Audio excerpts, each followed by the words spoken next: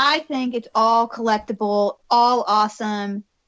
Screw the Garys and the Georges. Okay, Paula Abdul. Wait a minute. We were all on the same page, I thought.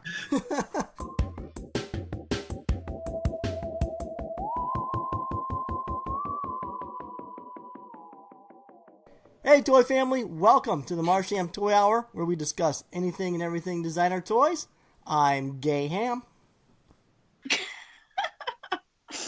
I'm Theresa Hawkins. I'm George Gaspar. Welcome, George. Jesus. How long has it been since we talked to you, George? A month or so, probably? No, it's got to be longer than that, because our last episode was a month ago. Oh, yeah, then before. I mean, it was before New York 5 points, whatever that thing's called. 5 points? Let's look this up. Yeah, it's been a while. The last record you were on was May 20th. Damn. Really? I just assume you guys don't do episodes when I'm not there, right? Like, you guys don't keep doing them. The only reason we do this is for you.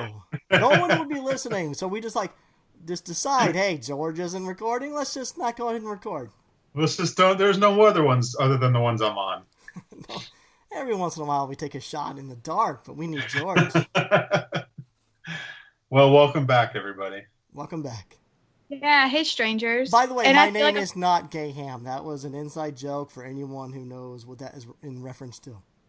And I don't, but I'm going to go with it. It's Pride Month. You gotta give a little context. You're not gonna tell people what it is? Yeah, okay. So there was a second colorway release of the 20-inch Autumn Stag Dunny that I had designed.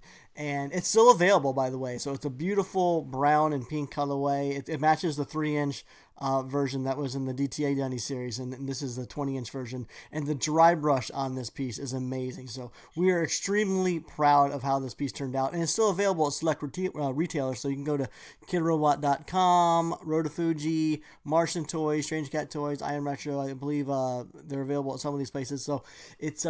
If you missed out on the first one, do not hesitate on this one. I believe there's only 120 pieces made, so once these are gone, these are gone. I can tell you this is the last of the 20-inch colorways, so this will be it.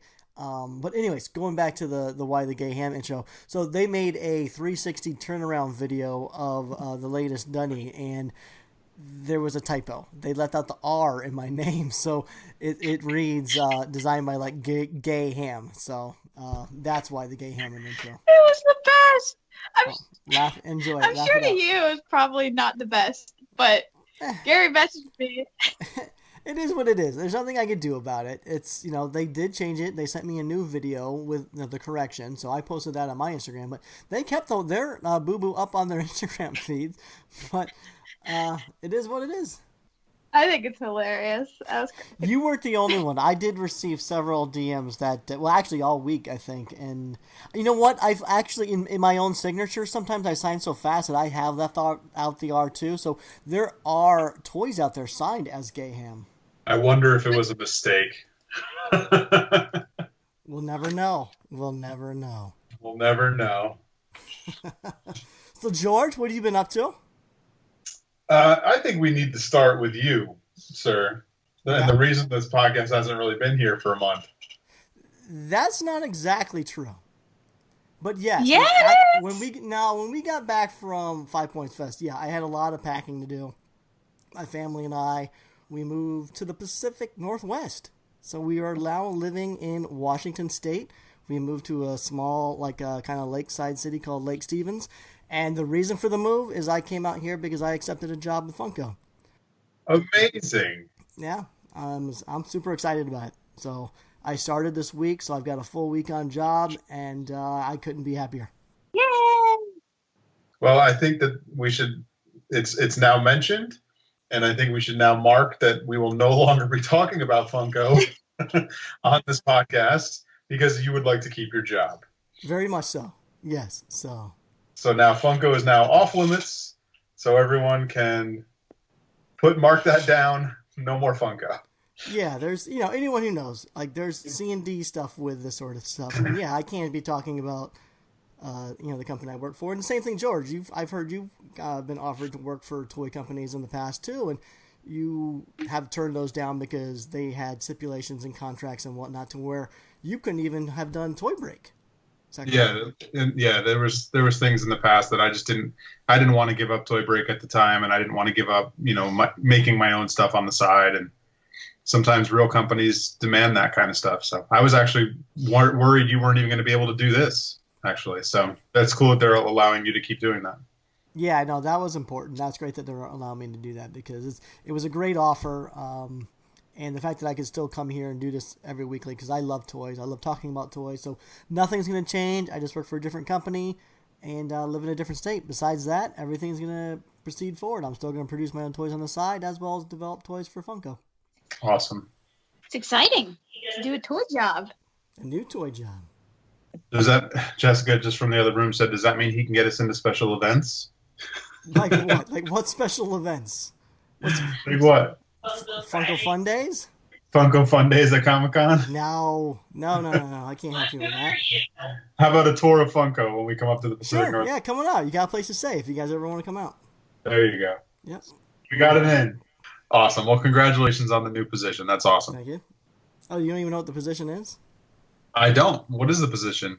Are you allowed to say? I didn't think you'd be allowed to talk more about it.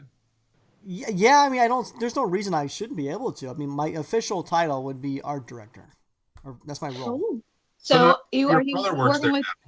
Yeah, that's what I was going to say. Greg's there, so are you working with Greg? Are you Greg's boss?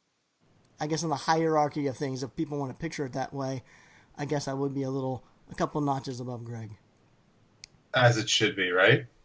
We love you, Greg. We do love Greg, but honestly, if anyone went back and listened to the episode when that Greg was on, this is something that's been a part of our lives. He and I have pretty much worked at every place of business together. Since we were 15, we started as busboys at a restaurant together, then as waiters together, and then we moved on to Fox Animation for 5 years. We worked in special effects, and then from there on to an educational company, and now the Ham brothers are back together again at Funko. So. And honestly, from working this week at Funko, I don't think anyone even realizes I'm there. It's like everyone just thinks Greg got a promotion. That's honestly kind of what it feels like. Like we're getting confused for each other all the time on the floor. So this is just a really cool time. The position seems really perfectly fit for me. It's an amazing place to work. The creative team is absolutely awesome. So I'm just really looking forward to the future. And the best part is our families being together again. My boys back together with their cousins, and they can play every night and weekend, and we can just go around exploring this cool little town. Wow, that's cool. Yeah. And honestly, yeah, please come out. No one ever came to visit me in Phoenix, Arizona. It was too damn hot. So we have some nice summers here in Washington. So please, come. No, don't be strangers. So you have a place to stay if you ever want to come out. And you have grass now. Yay! I do have grass and trees in the backyard, which is a beautiful thing. And weather. We'll actually have seasons. That'll be nice. Yeah, it's really loving it. Last night was insane. I thought fireworks were annoying in Phoenix, but here it was like a full-fledged war zone. Every which direction. It seems like every other house in the Tri-County area went out to the fireworks stands and just bought everything they could. And so it's been going on all week, but after about 10 p.m. last night, it was absolutely ridiculous. We went outside, smoke-filled skies, colorful skies, but the fireworks continued until just past 1 a.m., which I was not expecting. Ooh, that's awesome. I would not have been happy. I've become that grumpy adult. They were still going on past 11. I was trying to go to bed. And so I almost ran out. There are people behind my house. I have an open hill.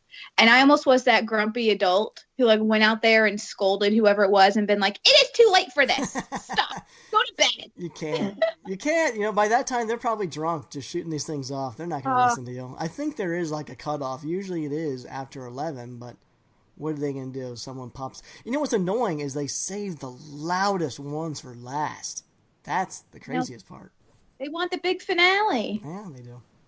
So, George, okay, so we talked about me. Where have you been? So, Gary, are we going to be able to know what you're working on, or you're not allowed to disclose stuff? I mean, I know you can't say, I'm working on this thing that's going to happen in a year, but, when it comes out, can I be like, hey, did you direct that? You can certainly Go ahead ask, and know. but whether I can answer you or not is a different thing. But Okay.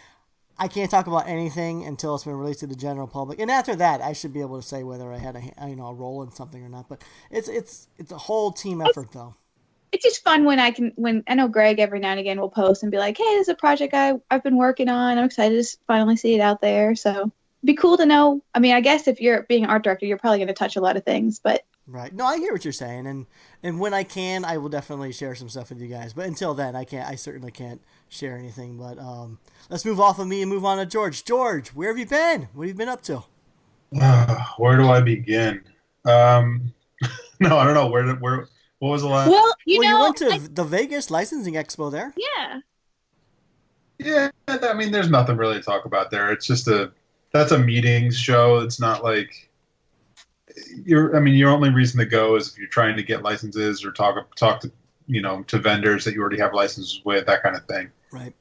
Did you see any Thimble Stump Hollow stuff? I did not. I don't know who there would have had it. I didn't see that company, that whatever, that For Nerds by Nerds or whatever it's called. for fans by fans. Oh, so no, I didn't. I don't know who. Like, I don't know if they had a booth or if they were just there walking around. Like, not every company has like a booth there. Some people just go and make other meetings. Set up other things. So like, I just go because I go with Ben because he wants to get licenses and he talks to people, and I kind of go to talk him down and say stop. try and bring reality back, but it doesn't work. I usually just go to hang out. So I don't know. I don't know what the Thimble Stump Hollow things are. I saw that picture on Instagram today or yesterday from, what was it? Anime Expo. Yeah, it was an Anime Expo. So I think it's the first official event that Thimble Stump Hollow has been at as a licensed product under the For Fans by Fans. So there was a booth there, and I actually know someone who attended, and so they sent some pictures over of the different stuff they have. So it's stuff like t-shirts and coffee mugs and bags, and basically like vectorized versions of their latest, like actually series 1 and series 2 characters and different poses and stuff, and it looks really cool. And there was a giant blow up photo op, and so I think it's just the tip of the iceberg. There's a lot more to come, but it was exciting to see those starting to roll out. So I just wasn't sure if the licensing expo had anything there too that was like previewing what's to come. So yeah, I didn't see anything specifically there. Again, I could have missed it, but I didn't notice anything as we were walking around. Okay. It's more for like big giant brands like, Coca-Cola and the Lone Ranger 50th anniversary or whatever. Like, it's all that kind of stuff. It's big things and dumb things. Okay, so let's leave the licensing expo, and now George gets on an airplane and he goes to the United Kingdom. And George, you actually go to a real toy convention out there. And what was the name of this toy convention again? It was Toy Art UK 2019. Okay. Now, did you plan the trip to specifically go out to Toy Art UK, or did it just happen to fall in line with your... Because I know you were doing like a trip out there to visit Dr. A and his family. It was really just a visit. Jessica gets 2 vacations a year. One of them in the beginning of, like, the end of June, beginning of July, and then one at Christmas time. So she likes to do stuff on her vacation, so we decided to plan a trip because Bruce has been, Dr. A has been asking us for years to come out, just saying, hey, come visit me. And finally we were like, you know what, let's just do it. We haven't never been. Let's go out there. And we told him the days that we had available to come out that were her vacation. And he said, well, I'm available all these days, but I have this convention on this day, just so you know. And we were like, hey, that's perfect. Let's plan it around that so that we can go to a toy show while we're out there.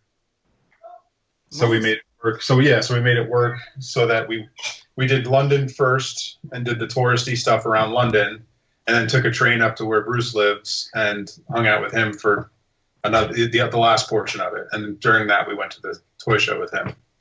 Nice. Cool. I feel like that's the way to do it with the shows in the UK or even overseas, because I've never been to Europe or overseas, and I feel like if I ever went, I'd want to do a show plus like see the sights. Sounds perfect. Yeah, I mean, it was it turned out really perfect, I think. I mean, I'll speak for myself. If Jessica wants to pop in, she can, but she's in the other room doing a puzzle. Hey? Important No? business. I love puzzles. No, I'm calling you out for not coming in and talking about our trip. So love puzzles. The big thing in London that I wanted to do outside of, like, before we got to see Bruce up in his area was the Harry Potter studio tour. Yes.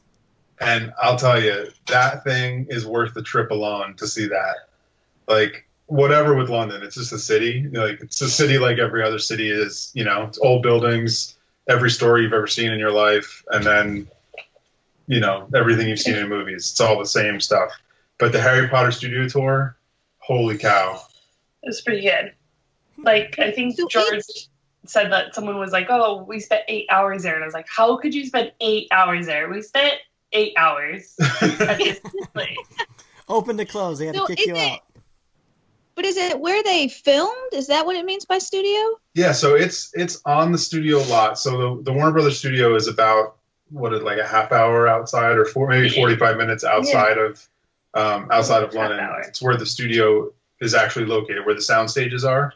And what they did is, once they were done filming all the Harry Potters, instead of tearing all the sets down and making the empty warehouse again, they decided to, like, consolidate everything. Some of it they left right where it was, and some of it they moved closer and consolidated all the sets so that they turned it into like a walking tour. So you can actually walk through the warehouse where they used to film everything, and you're on the set.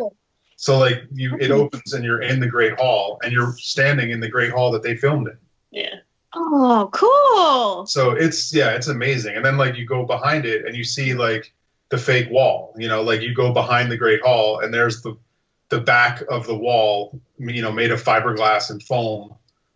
And you're like, oh, wow. It's like, you see how fake everything is, but how amazing it looks when you're standing in it. It's really cool.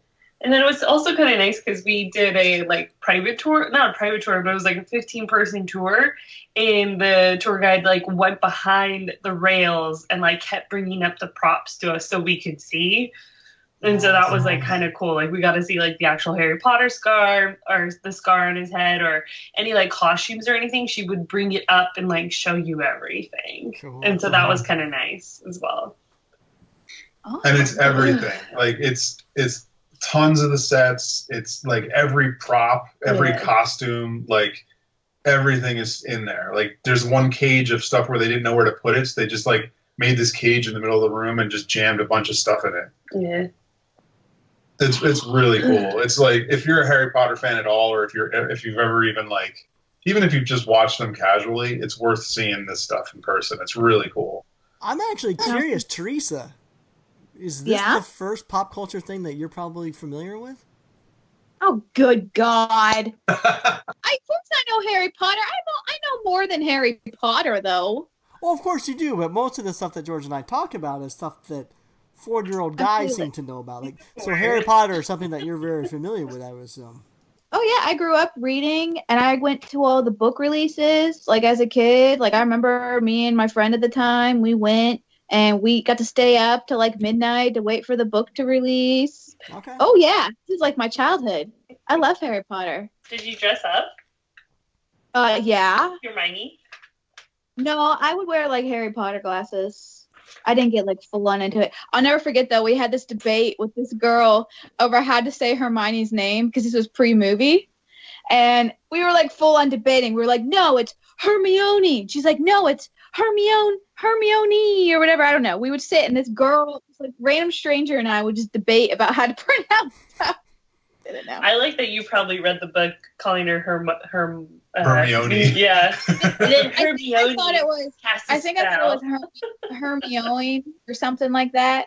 I totally was saying it wrong in my head when I was reading. That's pretty hilarious. See, I feel like Harry Potter is your generation's Star Wars. I think anyone who's a kid today probably doesn't care about Star Wars at all unless their parents kind of, like, bring them up to be Star Wars fans. So I think, like, am I correct in that, do you think? Yeah, because I'm not. I don't know. I think that there's still a lot of Star Wars fans. But yeah, it's definitely the parents who were Star Wars fans having their kids watch Star Wars. Yeah, and that definitely plays a part. But I just think that Harry Potter is Theresa's generation of Star Wars for you and I. Our generation. I think so. I think Harry Potter is even cooler than Star Wars. I'm gonna have to say. Yeah. Both are good in their own right. I mean, I've gotten more into Star Wars because of the recent movies, but I still haven't watched all of the older ones. But you have seen all the Harry Potters, right? Of course. See, there you go. Well, let's move on. So you mentioned that you went to Toy Art UK. That was a one-day convention out in, was that London? It was in Leeds, In so Leeds. it was north of London, a few hours north. How was that? You went out as an attendee, right? Okay. Yeah. So we went as attendees, and it was great. It was the exact feeling of like Decon. VTN, like VTN. Yeah, like when you were VTN, were you ever out at any of those? Yeah, I went to a couple of those, yeah. So when it was still VTN and it was like under the stairs, or when it was like, in that smaller kind of feel, right? Where it's like, I think there was 35 vendors or something like that, right? Or there's 30 vendors. Okay. Just enough to like, you walk around for a couple hours, you can talk to everybody. Mm-hmm. Like we walked and talked to like most of the people, and I think it was a full day. It was, and it was only like 10 to 4. It's like the perfect amount of time. I'm curious, how is the Marsham Toy Hour represented there? Are people in the UK like familiar with? Do they listen? Do they? Yeah. Okay. We had all the people that, because I put it out on my Instagram, and I think Toy Geeks. I think I was able to get it on an episode, because by the time I figured out we were going, we hadn't recorded again here, so I wasn't able to put it out here. But I did put it on Toy Geeks and on Instagram, and people were Marsham listeners. We have listeners out there. Awesome. Cool. So hello to all the listeners of Marsham that are at. Hello, UK Marshamites. Marshamites? Is that what we decided on? That's what Theresa decided on, so we stuck with it. That's what I do. That's her contribution, deciding what we call the listeners. Marshamites. Sounds like something in my... It's either that or hamsters. Yeah, No, I like I don't like hamsters. No, I don't either. But everyone went, I guess we'll stick with Marshamites until someone comes up with something better. Hey, it's awesome. It's staying around forever. So what else can you tell us about Toy Art UK? Oh God, what do you want to talk about it? It was, the talent was amazing. Like every booth had really cool stuff. The sculpting was great on so much stuff. There are artists that we have familiar names with here that we've heard on the show before, and then there are artists I'd never heard of but are amazing. Some of them are Aardman animators, like guys that work for Aardman Studios. So it's that they have great talent there. Yeah, nice. Being a smaller event, that kind of tells me that there probably wasn't like a lot of mass production vinyl releases. So I imagine a lot of the stuff was more handmade, hand casted resin type stuff. Yeah, customs. There were customs, and then there was a lot of independent artists making their own thing. So it's that kind of decon, like the handmade style stuff, like a run of 30 of something in resin and hand painted, that kind of thing. Not really a lot of like Star Wars bootleggy kind of things, nothing like that. It was all like original kind of designs, like real creative type stuff. Okay. And then a lot of customs using the platforms and stuff like that. Yeah, there was a few of that. There was a few booths that had like custom dunny releases, that kind of stuff. Or I don't want to start shouting names because then I'll forget to say names, or I won't say somebody's name and be like, why don't you say my name? Oh. So like I'm trying not to say anybody's name so that I don't get into that trap. or I'm gonna read 30 names right now and then I'm gonna decide to say everyone. Or that one person. Yeah, you all said 29, but yeah, you said everybody but my name, so I don't want to I'm gonna say no one's name so that I don't screw up. Playing it safe. It does sound like a similar show to ToyCon UK. It seems like the UK shows are really big on customs. I mean, it just not that our other shows aren't, but it just seems like a big thing over there that there's a lot of customizers, and that seems to be a big focus. You know what? I would say it was less customs than it was original art. Like I would definitely say it was more people making original things than customs. It was custom second and then production third.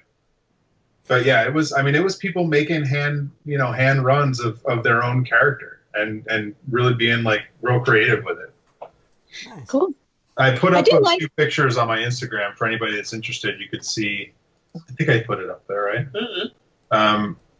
If not, I'll put it up by the time this goes up. But yeah, I think I put up a few pictures of some things that, just random booths I took a few pictures of, and I wish I could say that one. It's so good. No. Say it. Try it. Go ahead. There was one guy that had this thing called. It was a 5-minute discussion. This guy made this character. You know what The Greatest Showman is? Yeah. Yeah. That movie with Hugh Jackman. Yeah. Love that movie. So he made, the poster. It's like Hugh Jackman with his arms out to the side. It's got the blue with the light shining down on him, and the red. He's in the red suit. Yeah. So somebody took that image, but he made a tardigrade sculpt wearing the red suit and he photographed it with the blue light and everything, and he called it the Tardigrade Showman. He made a sculpt for it. Yeah, he made a sculpt for it. It's called the Tardigrade Showman, and I was dying all day on that piece. I can tell that you're very amused just in your description of it. The guy's name is Mike Strick. The Tardigrade Showman. And it's amazing. I love the name. That makes it. It doesn't. Jessica hated it the whole time, and I was just dying. Well, because George doesn't explain it, and I'm like, I don't know what it is, and he's like, it's the TARDIS Greatest Showman, and I'm like, I don't know what you're saying, and he's like, the movie, The Greatest Show, and I'm like, I know what the movie is, George, but what is the thing? And he goes, it's a tardigrade, duh. And I'm like, but what the fuck is a tardigrade? And he's like, it's the Tardigrade Showman. Like, he explains nothing at all. And I was like, so the tardigrade doesn't really do anything? And he goes, no, it's just a pun on the name. I'm like, this is the stupidest thing that we're ever laughing at, ever. I didn't want to say anything, but I have no idea what tardigrade is. So no, don't ask George. Because he'll just tell you it's a tardigrade. The tardigrade is the water bear. That doesn't mean anything. So then it turns out that the tardigrade is just the smallest, living particle in the world or something like that. Okay. It's a microscopic animal. It's the smallest microscopic thing. It's the Tardigrade Showman. Yeah. Don't act like you know what they're talking about, Theresa. Come on. I don't know what they're talking about. You don't know what the tardigrade is? No. Nobody does. Don't you remember the character that was in the sculpt category DTAs? That was VR little butt face. The one that George was saying he didn't think should be there? That one? Yeah. That's the tardigrade. But that wasn't a bear. You're saying it's like a little microscopic bear. No. Water bear. It's called a water bear. See, I don't get any of this. This is above my pay grade. No way. We'll be on the same team. And mind you, this was 10 minutes. I get it now. It took me a bit to understand, but the pun is awesome. It's very punny. Well, just so you know, Mike is a listener. Way to go, Gary. Hey, the ones that sculpted that Tarbus in the Designer Toy Awards is also a listener. Doomco, I think they're called. Oh, were they? Oops. Yeah. I bet they're not listening anymore. We're laughing because, George doesn't care. He's like, bye.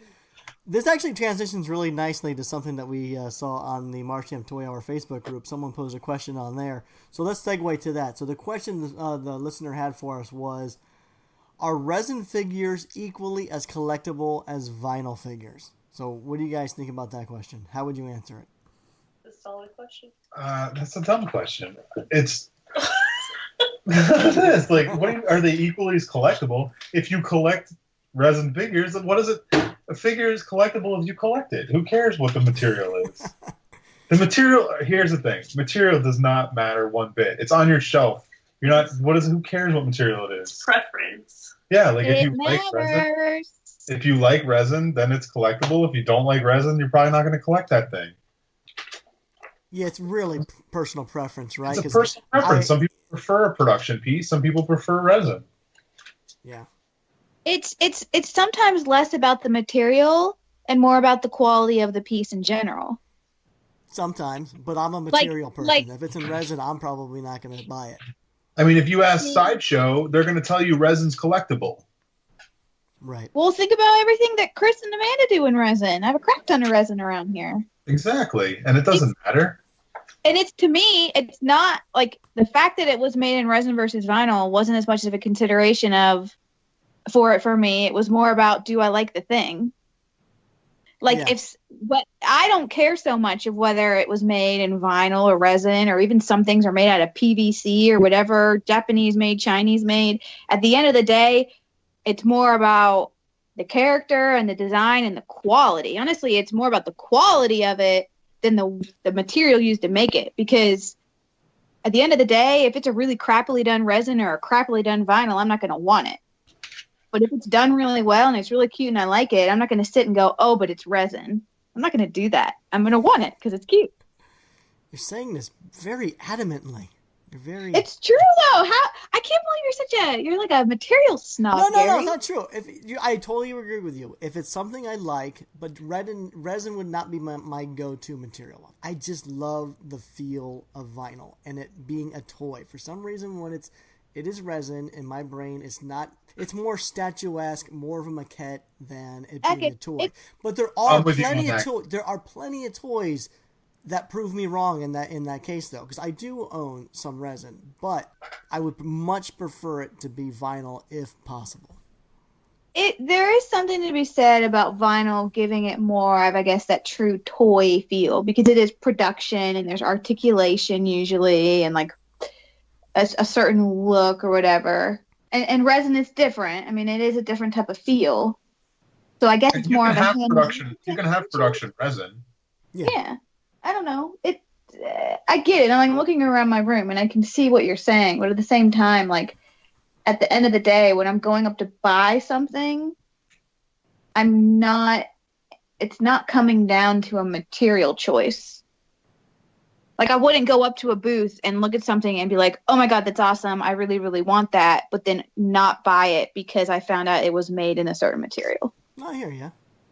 I think for me what it is, the resin tends to be, like George says, it can be produced and it is used for production. But in our particular scene, generally, for the most part, when something is resin, it's when it's something hand-casted, hand-painted. And those pieces tend to be a little more expensive, than what I personally prefer to buy the mass-produced stuff because it's a little on the more affordable side. I don't need someone's hand. I don't, there's a lot of people out there that only want to get something from an artist because they know it's from the artist. The artist actually touched it and painted it and casted it. To me, that doesn't matter that much.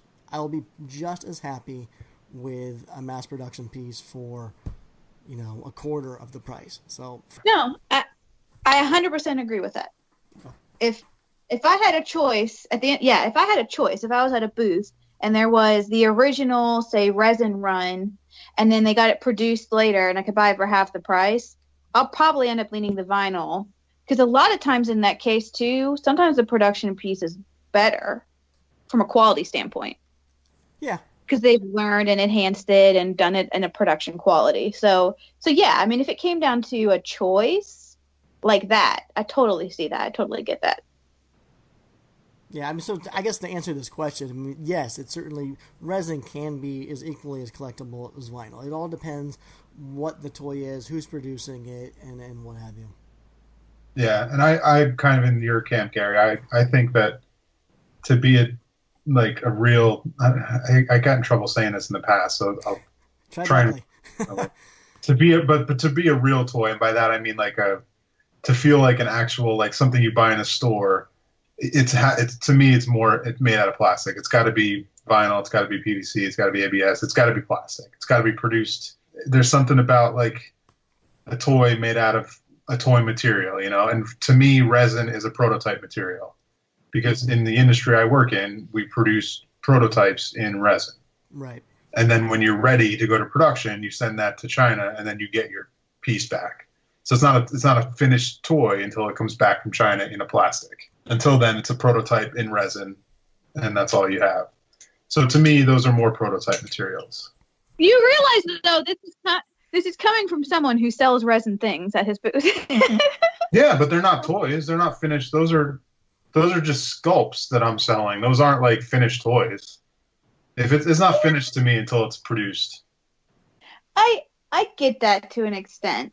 It's just, I don't know. I guess our scene, even though the word toy is in it when we say designer toy, I just feel like it's, we're more than just a vinyl toy. Well, we have customs and resins and prints and, you know what I mean? Like, it's art objects is what, that a lot of people like to say for our toy scene, I think.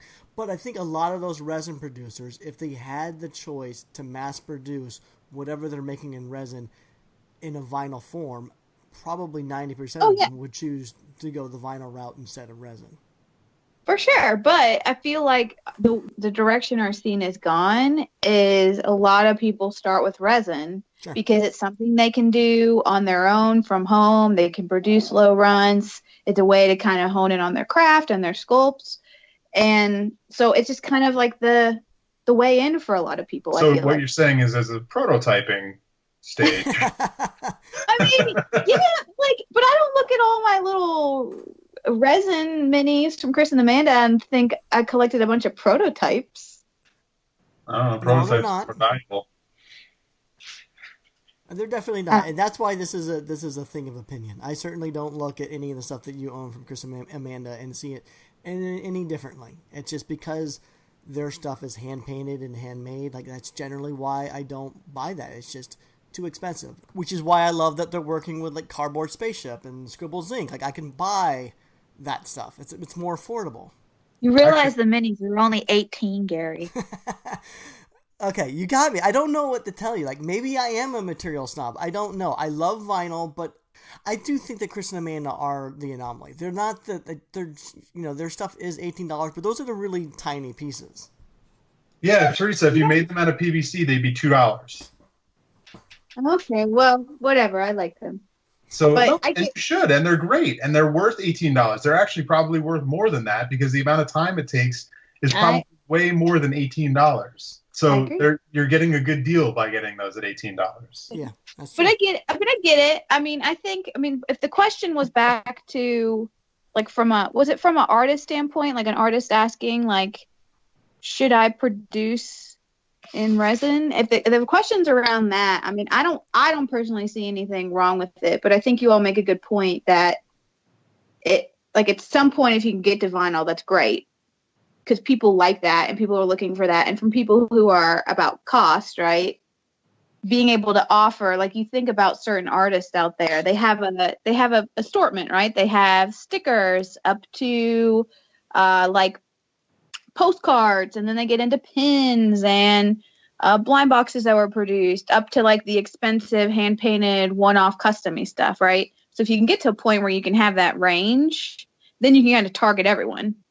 Well, and here's the thing. Most people who are making handmade resins shouldn't be producing them. They shouldn't be, because in order to produce something, you have to make a large quantity of them. And most of those things aren't going to sell in a large quantity. So they shouldn't be anything more than resin handmade stuff. That's the exact right medium for that piece. You have to. That's why a lot of guys now are going, or a lot of people now are going to Japan and doing those low run Japanese vinyls, because it's almost like resin casting where you can do a small amount, because a lot of these people can't sell 1,000 of something, and until you can sell 1,000 or more of something, you shouldn't be producing it. You should be doing handmade stuff. Yeah. So I mean, that's the way it should go. But is it more collectible or less collectible? No, it's the exact same amount of collectible. It's just a matter of what you like to collect. I agree. And honestly, I feel like there's some people out there doing some crazy, wicked stuff with resin. Like Task One, for example. Oh, yeah. I know they just did a show through Clutter, and they're doing some crazy, like, galaxy glitter, like hologram of a dunny or a money inside of a dunny, like crazy killer stuff. That's just like, I want to put I want to see one of those in real life because even in photos they look insane. And then Muffin Man Sculpts has been doing those crazy Robin figures, crystal clear, bubble-free resin. It's insane to me. And then even like this like color shifting one where depending upon how the light hits it, it goes from purple to teal. And he's even doing these like giant gummy bear ones. But like there's just people out there who are taking resin. Even Lucifer with the like little teeny the Hono. That was all task 1 too. Was it? Okay. Yeah. And you know what? That like to get that resin like that, to get those crystal clear resins and all those colors and tints, it's a lot of work. Like don't think that just because I'm saying something is just a prototype doesn't mean it's not a ton of work. There's a lot of work to get those nice looking pieces made. Right. It's difficult, and that's why the price is more expensive, and it should be. Yeah. But I mean, when I look at that stuff, that's where I think at the end of the day, I go back to what I was saying at the beginning. For me, like it's not a material thing. And even like the stuff Muffin Man does for Dolly Oblong with all of her pieces. I mean, they are like production because they're so well done. And so at the end of the day, I look at that stuff and I just appreciate the craftsmanship and what it went into it, and I'm blown away and I just want it. I'm going to bring up one of the guys from the UK, the Toy Art UK show. His name is Sam. He goes by Angry Hedgehog. Oh yeah, the little boos. Angry Hedgehog Toys on Instagram. He's making these resin. He calls them Smashbot. They're these resin like robot guys that he does, and they're 3D sculpted. And he has a heavy toy background, so the way that he makes all the parts to put them together, I mean it breaks down the way a toy does. It's got it's like a 2-part clamshell body that snaps together to hold the arms in place and hold the head in position, and then it's got an articulated head and arms, so it's like when the shell closes, it locks everything in to where it's supposed to be, and all the like dirty sprue type stuff is on the inside so that you don't see any of the bad. Like the outside is like perfect. He's even got a part where the eyes are cast in like a clear color material. It's got the open panel on the back, so if you shine the light, it looks like the eyes are lit up. Wow. They're beautiful. And he's got articulation in the arms, and it's all done with bolts. And that's all fit into the sculpture so that it looks like it's made to be there, and it's articulated perfectly, and it's all held together tightly with like screws, and it's really nice. Like the quality on that stuff was gorgeous. Yeah, I actually, so I know Angry Hedgehog from their mini boos. But yeah, so I hadn't seen the Smashbot, but I'm looking at it on Instagram and it's really cool. And I forgot they also produced a new figure called Shades, which are these sculptural, elegant looking, I don't even know, like they kind of look like, gosh, I don't know, like crystals with masks on their heads. I don't know how to explain them. I'm doing a terrible job, but they're really, really cool. Terrible job. And elegant is the right word. He said he was, because I was talking to him for a bit, and he said that he wanted something like that, like his parents would get in their house. It's they're something you could just put on a shelf, and it's like a piece of art, like an elegant piece of art. Yeah, it's sculptural, and it reminds me a little bit of the IKEA glass figures they did. It's kind of just like a more simplistic form, but those are really cool too. So see, people are doing really killer stuff with resin, you all. We didn't say they weren't, Theresa. No, like I said, it all comes down to personal opinion and personal preference.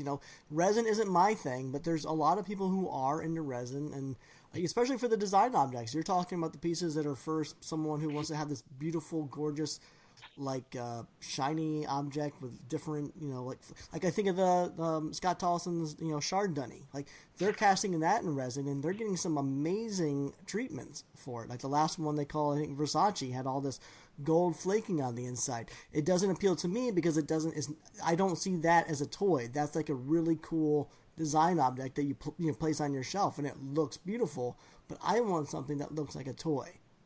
So that's where the resin stuff, I guess. most of it just doesn't look like a toy to me. And the really impressive stuff that I see coming out in resin is all the stuff that you're talking about that tends to be really amazing More clear works and all the experimentation. And again, I mentioned all that translucent and transparent and all that sort of stuff.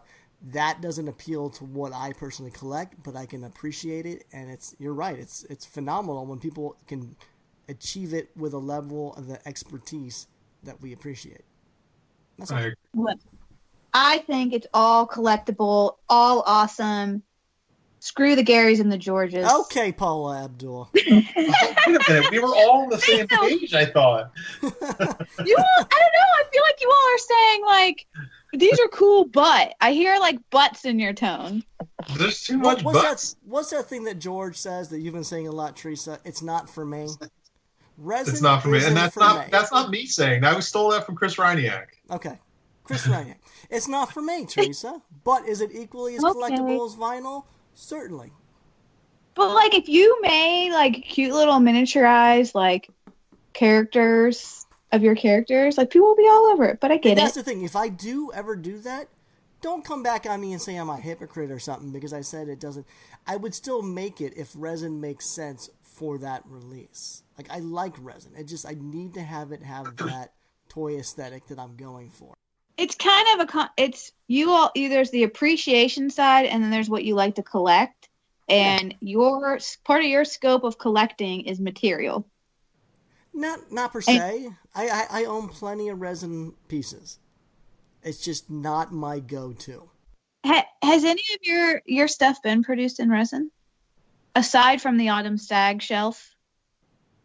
I produced maquettes in resin before. Sinful Lady, the Morsels was in resin. You're reaching back. Logan, the one that we did at 5 Point, the very first 5 Points Fest, that was resin. We've done resin. No, that was Rotocast.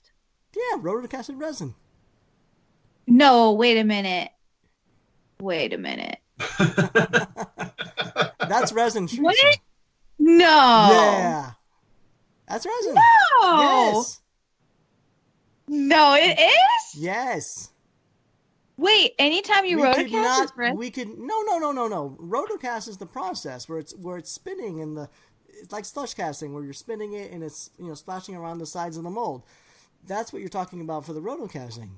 But we use resin to produce those. Resin? No. George, why did I not realize what's going this? on here? Teresa doesn't know the names of materials and processes. No. I'm just I don't know. Maybe like being away on our summer break, I've lost my toy powers. I'm so confused. I don't know why, but in my head, I don't know. I didn't realize that was resin. Yeah, it's resin. But what's cool about it is it doesn't necessarily look and feel like the resin that I generally think of. And that's why I liked what Rutherford did with that piece. You would think it's like a harder vinyl. It almost feels like more of an ABS than what most people think of when they think of resin. Right. Well, resin tends to be solid. Like most people, when they make resin pieces, they're not doing rotocasting. They're building a mold and filling it with material. So they're heavier. Right. And what Rutherford did was he just poured a little bit of resin into the mold and then put it in his brotocaster, and it got slushed around as it spun. So it just created a thin wall of resin, in which created the mold. It's just lighter. You don't use as much resin to create what he made. I don't know why I didn't realize. Like, I'm having a moment. See, again, like I obviously didn't care about the material. I mean, I literally sat there and filmed the process. How did I not realize it was resin? I don't know why I would think it was vinyl. I don't know. I just didn't. Well, I think having a moment here. I think a lot of people probably think like you were, Theresa, if something is heavier and solid, it's got to be resin, right? Like, and that's how a lot of resin casters do. They pour all the resin into a mold, they throw it into a pressure pot or not, and then they pull out the piece. But resin can be hollow as well, just like vinyl toys, where it's slush casted and rotocasted to get that thin wall of vinyl. So I'm sure some listener learned something too. And speaking of the listeners, I'm sure they're dying to know a little more about some of our sponsors. So Theresa, where can the listeners go to fulfill designer toy needs, wants, and desires? You've got 3 lovely choices. We've got the lovely My Plastic Heart. They have a brick and mortar in New York, or you can go online, myplasticheart.com. They do have a code exclusive to Marsham. It's called TOYFAM, TOYFAM. And if you spend $75 or more in the US, you get free shipping. And then the lovely Strange Cat Toys, based in Florida. They have a lovely bus. They drive around there every now and again. But if you want to check them out online, strangecattoys.com. And they also have a exclusive coupon code, which is Marsham, right? Yep. And that will give you what? 10% off your entire order. Shabam. And then 3D Retro, our lovely friends out in California. They have a brick and mortar, shoot, I'm blanking, around LA. Burbank adjacent, yes. Thank you. And then, you can check them out on 3dretro.com. And one of these days, hopefully, we'll get a code for them, too. And then for all the latest and greatest and to stay on top of designer toy news, where can they go? 2 lovely locations, toychronicle.com. And they also have a sweet app you can download on your phone, and spankystokes.com. Perfect. Now, Theresa, let's catch up with you a little bit, because I know I'm taking the brunt of why we were off for a month because of the move and starting a new job and everything. But you were super busy as well. You weren't exactly readily available. So you were part of the problem, too. No, it wasn't. It was all you. No. It was all you. We were going to record last week, but you were sick. So that you had move, unpacking, sick. All you. Wasn't me at all. No. It absolutely was you. No, it wasn't. I said I would record last week, and you said your office wasn't set up. Do not pin this on me, mister. Okay, we'll go with your side of the story. So I saw you got something commissioned from Horrible Adorables while we were away. That turned out really nice. I did, actually, yeah. So I will say I have been busy with work. I feel like we had a blast at 5 Points, got back, and then you got wrapped up in your stuff. George, you got wrapped up in your stuff, and I just got put into craziness with work, and it's been insanely busy. But yeah, on the side, I actually started the commission with them a while ago, so pre-5 Points. But they finally finished it and delivered it, and I have it hanging on my wall, and I'm looking at it now, and oh my God, it turned out so good! It turned out amazing. It looks really, really good. But I had to say, the process that it took, like, it has nothing to do with Horrible Adorables, but you are just super particular. Oh. Yeah, you're pretty particular. Like, you're the reason I don't do commissions. Explain to George the stages. I don't know what you're talking about. And also send me a picture. Oh, if you go, if anyone wants to see the commission, if you go look at my Instagram, right now it's the first photo I have up. Okay. I don't know if I'll post anything else, but, so Horrible Adorables, I mean, I've obviously loved their stuff, but I haven't bought anything from them that was a wall piece. And they did a show at PIC earlier this year, Dynamos and Whirligigs. And when they did that show, they were doing so many pieces that I just absolutely loved. And they were all freestanding. They were doing balloons and these critters pulling wood carts with critters in them and all sorts of stuff. But there was a piece they made called a cliff climber that I absolutely loved. And it was one of their critters climbing up a wall. And then it had a swing hanging from its legs with a little fuzzy critter sitting on top of it. One of their fuzzy friends. And when I saw that, I was like, oh my God, I love it so much. But I wasn't sure. One of the pieces sold, and the color that was left wasn't really my colorway that I was 100% in love with. And so I reached out to Jordan and I said, hey, I don't know if this is an option or not, but I absolutely love this cliff climber piece. I would just love to have it done in a colorway of my choice. Is that an option? And she's awesome and said yes. And so I worked to commission my own cliff climber. And the reason Gary's giving me a hard time is I am extremely indecisive, and I'm also extremely visual. So I have a really, really hard time picturing stuff unless I've seen the actual thing. And so most of it, like, I think you were seeing behind the scenes, Gary, but it was mostly me just working out what I wanted with you. I wasn't doing that to Jordan. I wasn't like, well, Jordan, should I do this or should I do that? Like, Instead, it was more like, hey, Jordan, let me think on it. I'll get back to you. Like, I wasn't sitting and being like, Jordan, I don't know. Should I choose this option? And listing like 100. I was trying to kind of like formulate it in my brain and get back to her. But when she reached out, she was like, yeah, just let me know what, if you have certain colors in mind or whatever, and I can work to create a palette. But because I'm so visual, like, I wasn't comfortable just saying, oh, maybe like a blue critter or a pink critter. Like, I felt like I knew how many variations they could have, and I felt like I needed to research. So, I went full on digesting their Instagram feed, Googling horrible adorables, like looking through and like trying to filter through all the different felt combinations they had ever done to get a feel for, like, do I want something more monochromatic? Do I want cool colors, warm colors, a mix, like a rainbow? Like, what exactly do I want?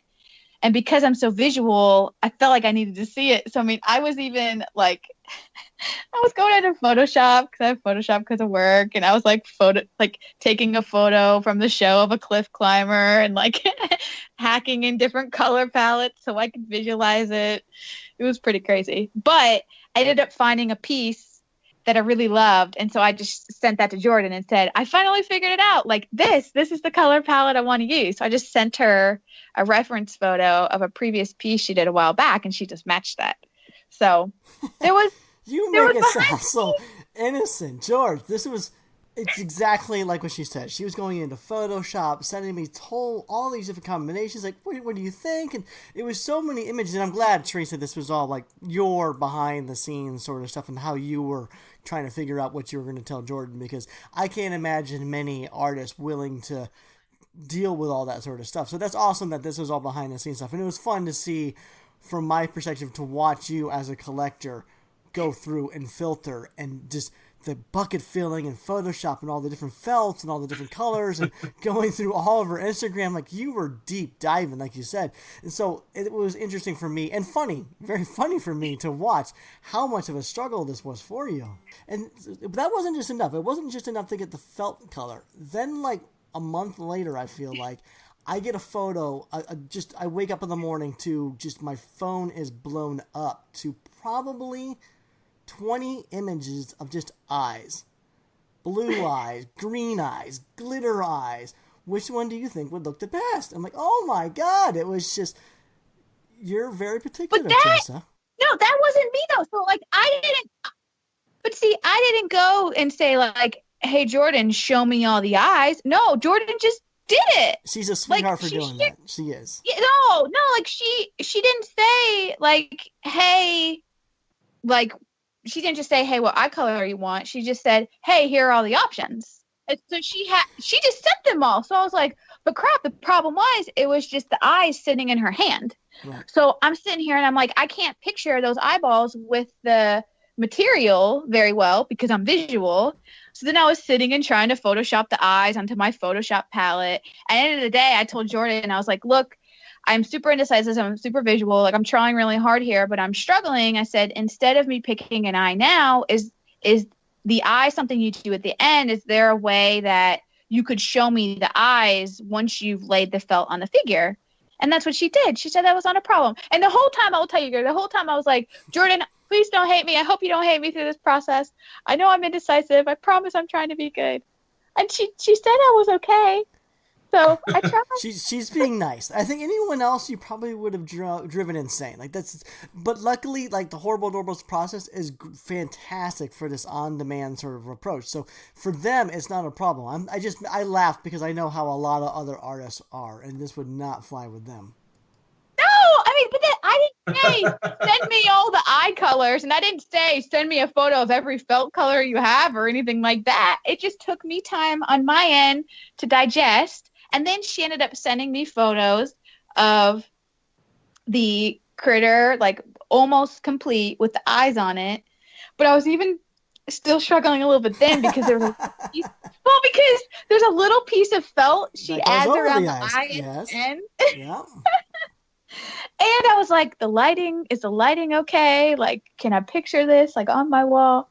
So I'm indecisive. But I think I did good at the end. Like, I think the choices I made were the right choices. It's an absolutely beautiful piece. And I hope that you're happy with it because you probably spent more time on that thing than Jordan did. Are you happy with it on your wall? Oh my gosh, I'm so happy. I love it. Well, then you made the right choice. So Jordan was awesome. And I'm sorry, Jordan, if I was a terrible customer. I don't feel like I was. I feel like I could have been a lot worse, and that all of the pain was really on my end trying to just pick. Well, here's the thing. Did you commission the piece and then hassle them every day? Where is it? Where is it? Where is it? Where is it? Oh, hell no. Well, then you were a good customer. That's the thing. If anything, I was the one saying, I'm so sorry I haven't sent you the color choice yet. Like, I was like, I'm still trying to decide. And she's like, oh, it's fine. Just let me know whenever. So, I mean, it was really more on me. And so it wasn't like I sent it to her and I was like, okay, do it right now. I was like, sorry it took so long. Like, here's my color. Whenever you can get to it. I know you're working a million other things. Yeah, I'm sure you're a fine customer. Everything was probably fine. And it's awesome. And it was worth it. And I don't know. I mean, you all, I know you've done commissions in the past, Gary, and I know you kind of despise them in general, but I think that's more you just don't like doing them. Yeah, despise is not the best word because I don't despise them. I enjoy them when I can. I think the difference is it's not my full-time day job and it doesn't pay the bills. You know, commissions work is not paying my bills. Like that stuff I would be doing at night or on the weekends. I have a full-time day job. I have kids, so I don't take on a lot of commission work because I don't want the weight and things to feel like a burden. Like I want to work on what I want to in my free time. So a lot of the commissions, more often than not, just don't appeal to me. But there are a plenty that, you know, people are wanting autumn stag shelves and tree shelves and all this sort of stuff. And that stuff I would really enjoy. But again, it's just really time consuming to do. So I just don't have the time for it. And I think that's one reason I do a lot of shows is because I can create things for those shows exactly what I want on somewhat of a lenient time frame. If someone sees it in a show and they like it, they buy it. It wasn't like a made-to-order sort of thing. And I think that's the difference is the Horrible Adorable system is perfect for the made-to-order thing if someone really wants to be something specific like you were asking for. Well, and not only that, but I mean, they have in their shop listings for custom pieces. So like they'll say, get a custom wall mount of this critter in colors of your choice. Like you can buy that and then work through the colors. Right. If anything, I feel like I made it a little easier because I didn't sit and go, well, let's try something blue, right? And then Jordan would come back and I'd be like, no, that doesn't feel right. Try again. No, that doesn't feel right. Try again. I tried to make it easier, right? By me doing the work to kind of analyze and then being like, this palette, I like this palette. No, absolutely. You totally made it easier for it. And I just wanted to, bust your balls because what I was seeing behind the scenes was crazy, all the work that you were doing. But really, yeah, you're perfect for their system. And they're so set up for it. Anyone who's seen a picture of the Horrible Adorable studio, they have shelves and shelves full of already pre-cut colors and everything. So their system is set up for this on-demand thing. So, getting a commission from someone like me, I have to mix colors and go in the garage and cut pieces, and it's a lot different than kind of what you were dealing with them. Like, they are so much more prepared for it, and all said and done, it came out beautiful, and you're extremely happy with it. That's what's important. She aims to please, and she pleased you. She totally did. Okay, let's move on, because I just wanted to, kind of poke some fun at you, and I give people a little behind the scenes of what I was experiencing during that commission. But have you guys seen any of the Arcane Divination Series 2 in hand? No. Not in hand. Yeah, they're out. They were available for purchase, I think, a week or two ago. But I've only seen photos, and the online photos, that is a phenomenal series.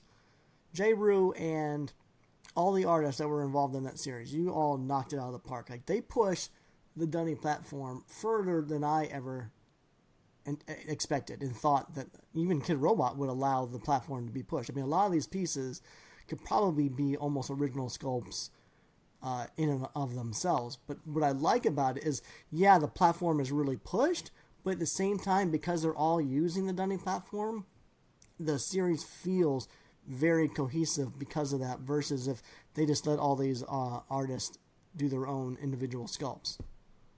Yeah, I mean, I think some of them are barely even able to be called a Dunny at this point, but they all look really cool.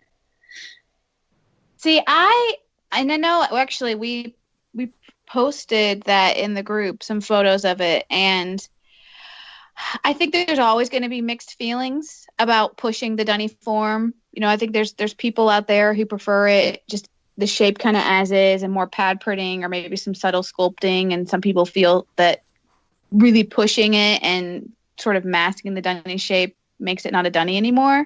But I personally like seeing, like, to me, this series is a great mix of using the standard dunny all the way up to pushing it crazy far to seeing what you can do with it. So I think it's a really cool series. I agree. There's some pieces in that series that just blew me away. And off the top of my head, I can only think of the one that was like the Japanese house with the dragon coming out of it. J. Rue's ghost, the ghost girl.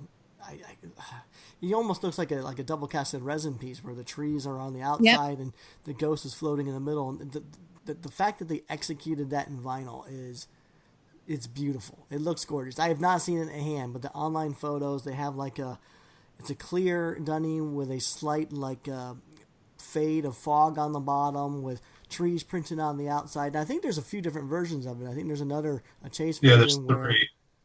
There's two. There's three. There's an imprisoned ghost, and then there's a glow-in-the-dark clear ghost.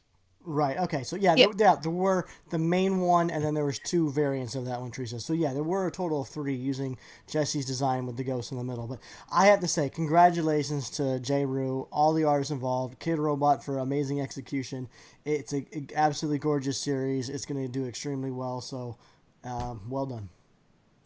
Yeah, no, I agree. I'm kind of curious too, which will be made bigger, because they took the clairvoyant figure and they made a 3-inch version with this little companion. It's like in a bone white kind of color. Mm-hmm. And I'm curious to see. Usually there's a trend, right? And some of these will be blown up into bigger pieces. So I'm curious what would be picked. But I also really liked the star, which was like a compass head. And it's sitting on kind of like a white base body and arms, and it looks like a ship kind of moving across the ocean. That one was really cool. And I'm not sure, since I haven't seen it in person, it gives the appearance of the compass kind of in the head that it can spin. I don't know if it actually spins or not. But and even Camilla's pieces all looked really good. Really, really nice. I was actually really tempted to get one of hers because they lean cute. With Are these the same price as the other 3-inch dunny series? Because I feel like these are all original sculpts. Everything is being resculpted. Head, arms, body. It seems like it would be a little bit more expensive. Is it the same price, or is it more expensive? Well, it says they're $12 a piece. That's crazy. And that seems to be, if you go back and look at Kaiju Dunny Battle and Decon, they're all 12. So they stuck with the retail, which you're right, is kind of crazy. They must have done a larger run, I think, to keep it at that price point, at least profitable at that price point. Because these are, every single piece is an all-new mold system. They're not really reusing anything. That's a good point. But I think I agree, super well done. I think it's killer. I was just saying, what's killer is George's beard. Okay, so George, I don't think I've seen pictures of you for a while, so I wasn't sure the state your beard was in, but I gotta ask because you had this kind of like split going on, like a mustache beard. Like we're down the middle, it was like flat, and then it flared off on the sides. He's growing some mad chops. Yeah, I want to know what the name of this is. Is it called a mustache beard? Is there a technical term? It was fancy.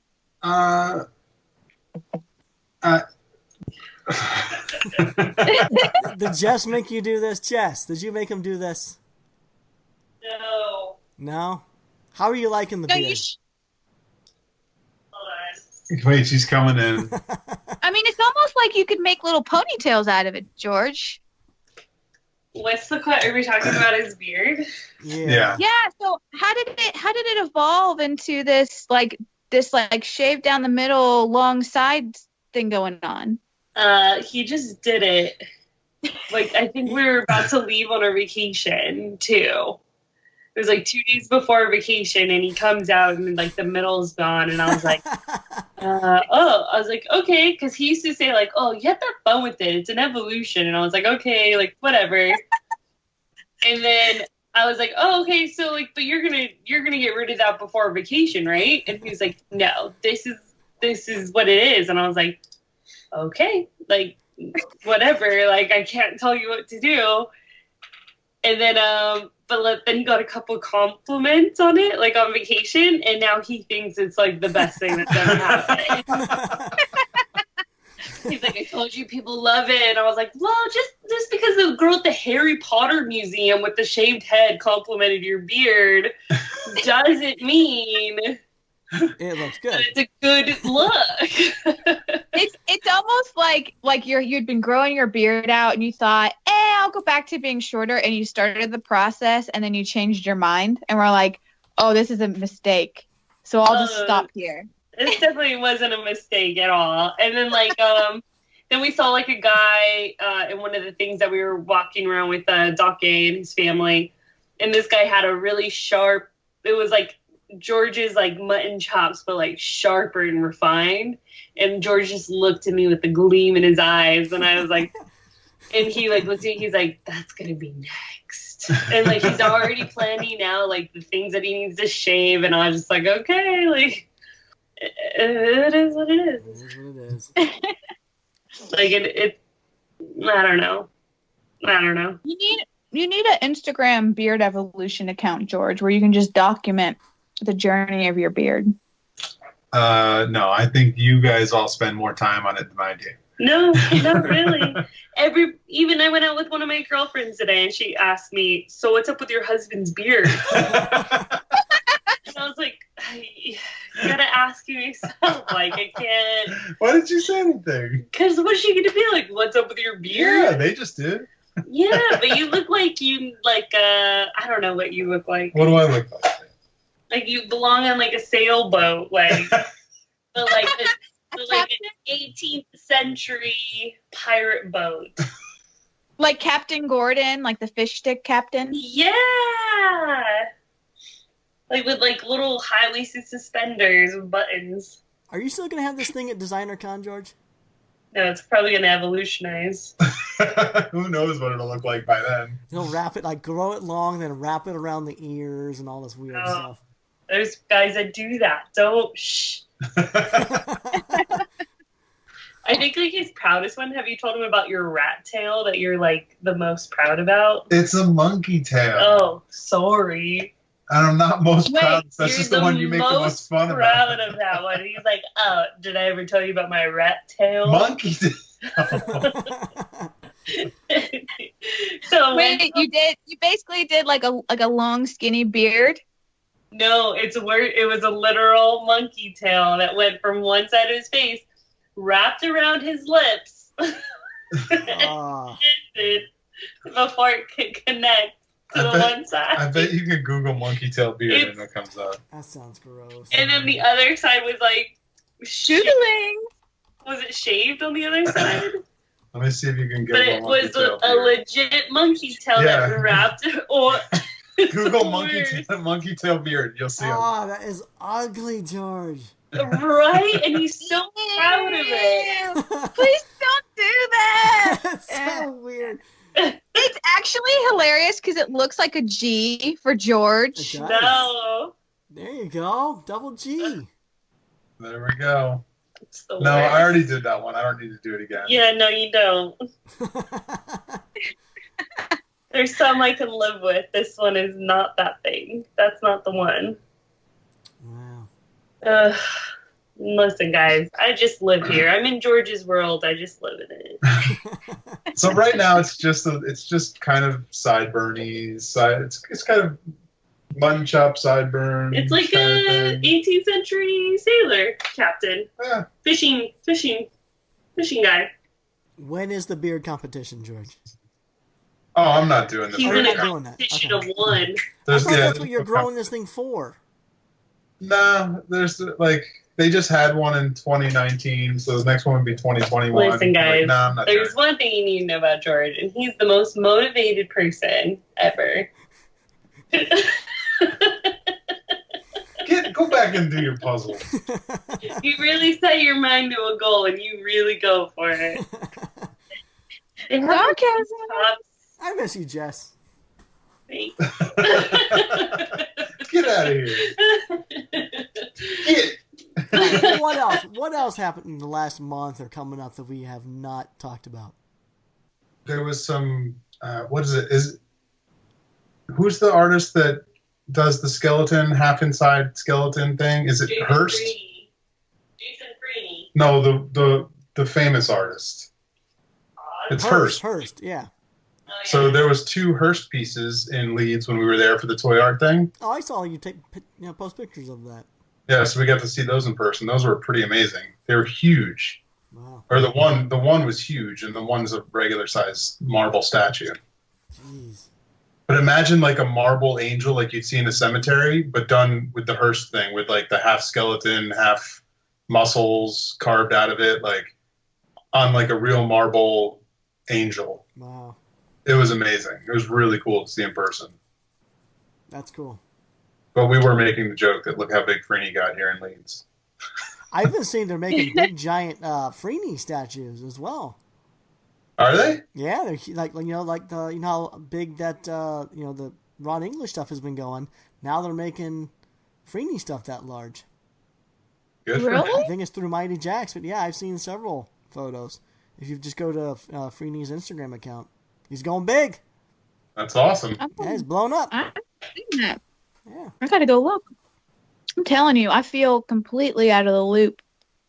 The reason I'm out of the loop is I went over my data driving down here from Phoenix. I don't know if I had the nav system or whatever, but I exceeded my data plan for my phone. So I literally have like no internet on my phone until the 17th of July. So unless I'm home using Wi-Fi, I can't do anything on my phone. It's like it does nothing at this point. It's just a phone. I got a $600 phone. That would drive me bananas. You're living in the Stone Age. I know. It is driving me nuts. I just looked at the Freeney statues and you're right. This is cool. Yeah. They're setting up a giant dissected Elmo for in Taiwan and cool. Freeney is just joining the ranks of very large scale pieces like English and Cause. I mean, Cause is doing like 40-foot statues and 40-foot blow-ups floating in the ocean, but but you get what I'm saying. Yeah, no, I get it. He's always got to be one I step ahead. Well, I was looking at Freeney stuff. I remembered a few things that did drop at that the Philippines Toy Con. Unboxed it a few things. There was some new Elfies with little outfits on and whatnot. But when I was looking here, I unboxed at their Philippine stuff. I looked and saw and was reminded of the Snorse that's coming, which I know you were really excited about, Gary. Yeah, so working with Pete Fowler, bringing back the Snorse. Wait, That's Unbox is doing a new Snorse? Yeah. Yes. Whoa, that's awesome. Yeah, it looks cool too. I'm wondering because, they say the much beloved Snorse from the classic Monsters and Toy series is set to return imminently. They posted a digital rendering, and they said Snorse freckles and markings will be added. More details soon. They posted that end of June. Whoa, And it looks looked it really up. cool. That's so cool. I love the Snorse. Mm-hmm. But I'm curious to see, like, does that, they'll do the Snorse, but, will they do more than that? Oh, I have to imagine, once you get Pete Fowler for something, I imagine you got to do your best to keep him doing a few more pieces for you. The Snorse is the one a lot of us are looking forward to, but I would imagine there's maybe at least 1 or 2 other pieces other than the Snorse in the works. Fingers crossed. Fingers crossed. If they do a giant Snorse, I just hope it stands. Yeah, I remember you saying that yours didn't stand so well. That's the problem with those old Snorses. They just don't stand. Yeah. They were top heavy? Yeah, the head's too heavy. Well, Unbox is pretty good at nailing that stuff down, so. Oh, yeah, there will be no issues with the Unbox one. Oh, I know something that came up while we were gone. This is kind of more teasing Theresa along with the Horrible Adorables commission. Your 5 Points haul photo. Holy crap, you bought a lot. I had no idea you bought that much stuff there. And since then, I know you bought a lot of stuff. You're going crazy lately.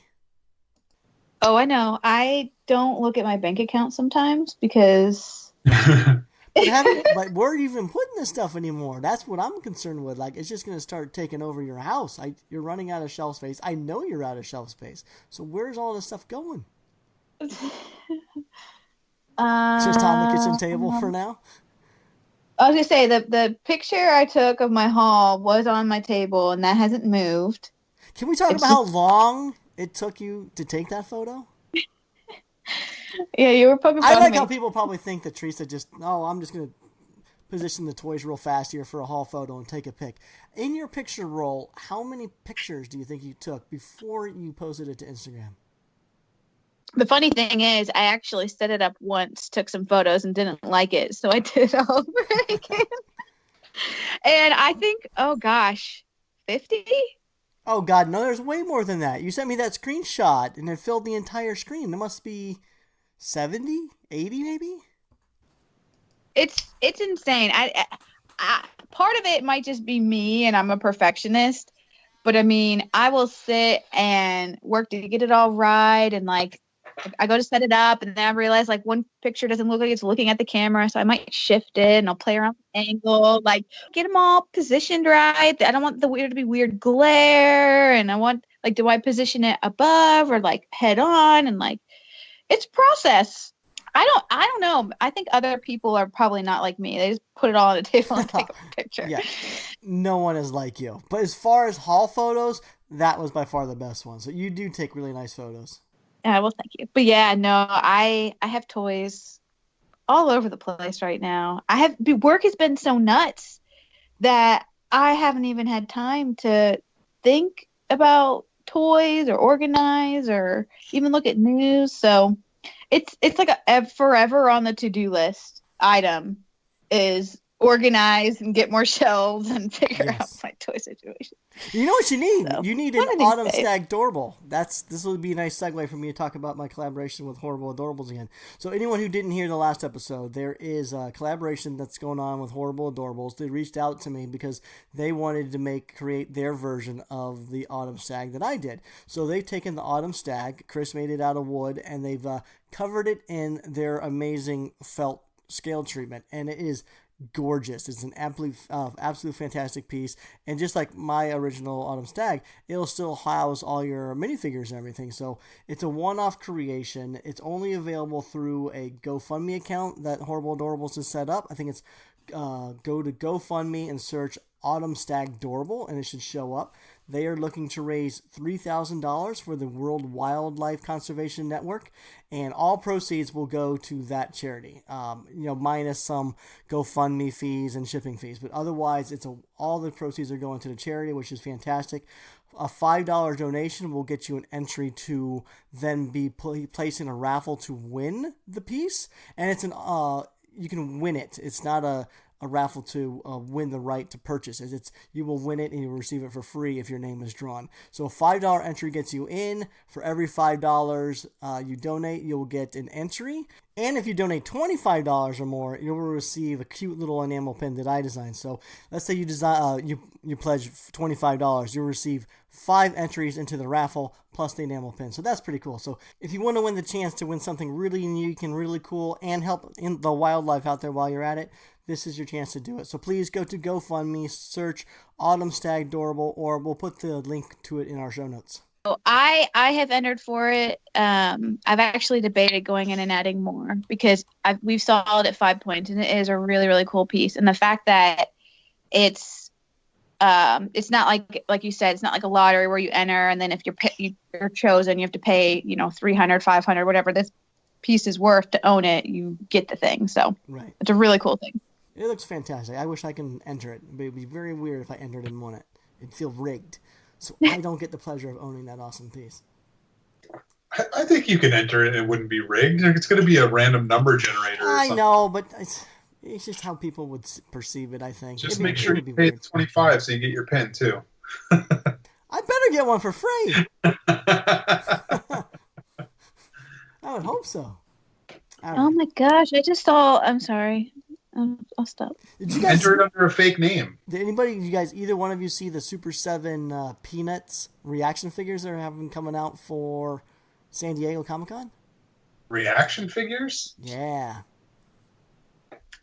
I have not. So these look awesome, George. And it's mainly for the packaging that looks so good. So you know how... Well, that's what reaction's all about, isn't it? Yeah, I mean, it really is. But So this year, George, in the past, I think 2 or 3 years, they've been doing Masters of the Universe pop-ups during San Diego Comic-Con. Well, this year, it's called Good Grief, and it's a pop-up event using the Peanuts line. So they've done a series of reaction Peanuts figures, and I think I don't know the exact sizes per se, but there's 3.75. 3.7-inch 5 figures, and there's one. So it's the backer cards. The backer cards are just beautiful. Now I like the figures too, but it's really, really nice when you see it together with the backer boards. But there's another piece that is a 16-inch Snoopy vinyl release, and it has a fabric shirt. Snoopy wearing the fabric Charlie Brown shirt, and that is I want that bad. That is an amazing piece. I don't know how much it is yet. I don't think that's been mentioned yet, but I'm a huge Peanuts fan. I love Charles Schultz. He's one of my inspirations. Him and Hank Ketchum, who did Dennis the Menace. So I'm absolutely a huge fan of this. And they're doing, George, it's all like the 1950s, very early. I was going to say, this looks like early Peanuts. I'm looking it up now on their site. Very early stage. And the one is a backer board of the very first Peanuts comic strip. And so that's back when Charlie Brown didn't have the stripe on his shirt.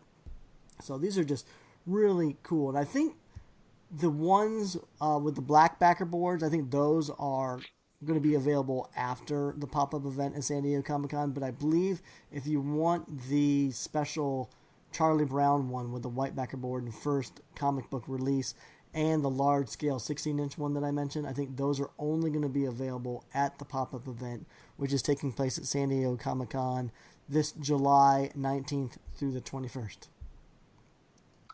I have to say, well, and I don't think you mentioned the giant Snoopy comes with a removable Charlie Brown mask, which is super fun. And of course, when we were looking at these, my favorite is the original Charlie Brown because it's the cutest to me, and it's probably going to be harder to get.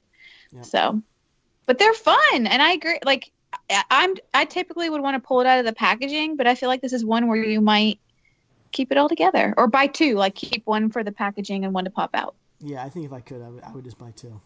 What about the fact that there's 3 felt pennants? What? There are pennants. There's 3 pennants. I haven't seen this. By the way, at Funko, that will be my first order of business, is getting some Funko pendants out there. Well, I'm telling you, Super 7's doing it right here. Look, it's finally time. No, they've done pendants in the past. They've done some like a Wolfman and some of their Frankenstein. They've done pendants, I think, in the last year. So, but you did it first, Gary. I did. You started. I'll take credit, but revolution. They made these things a long time ago. But I've been brought waiting back for this terrible pennant. I've been waiting for this trend to come back. It's cool. Well, and the other thing is because it's a pop-up, it's not in the event.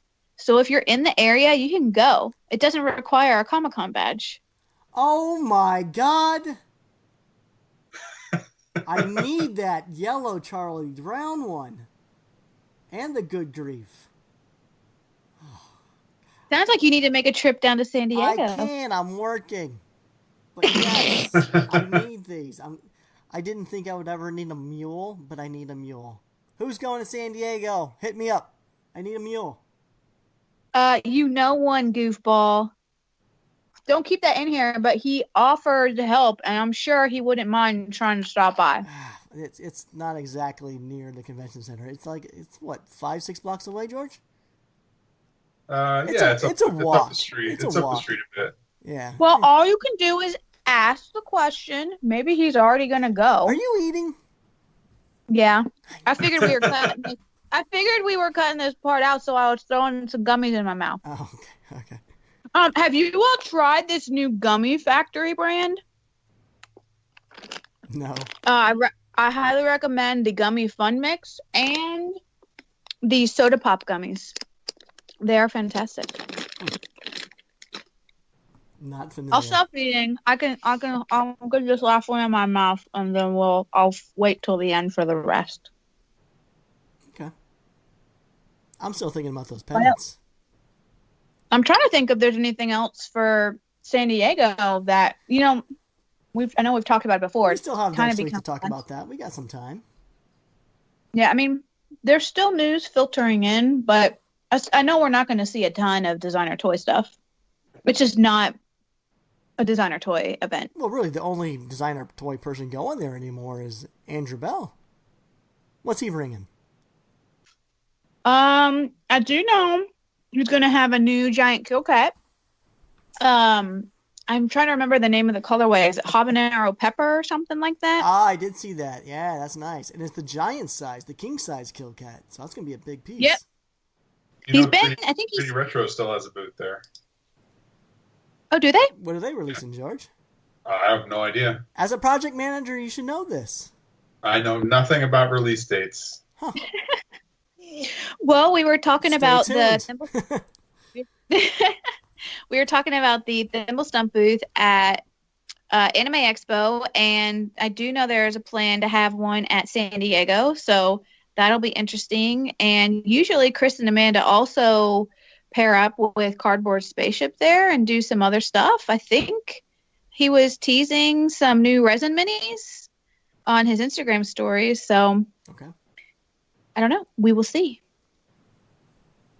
Okay.